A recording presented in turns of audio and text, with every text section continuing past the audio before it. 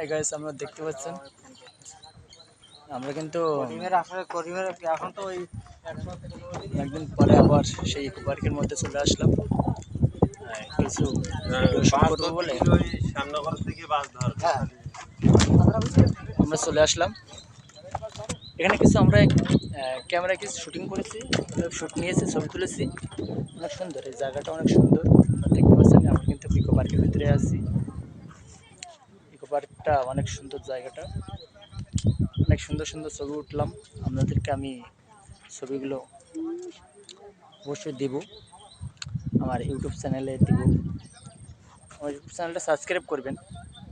আমার ইউটিউব চ্যানেলের নাম হচ্ছে ডিজিটাল ডিজি রিপন। আপনারা যদি আমার ইউটিউব চ্যানেলে যদি ভালো লাগে ভিডিওগুলো, তাহলে অবশ্যই সাবস্ক্রাইব করবেন, শেয়ার করবেন, লাইক করবেন।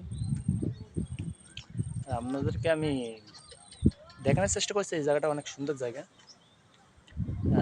ইকো পার্কের ভিতরে অনেক সুন্দর সুন্দর জায়গা আছে। বিশেষ করে সুন্দরবনের এই যে সৌন্দর্য অপরূপ সুন্দর।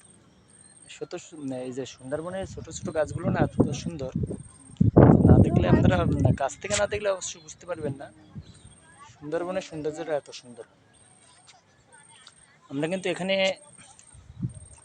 আইসি এখান থেকে 3 ঘন্টা আগে।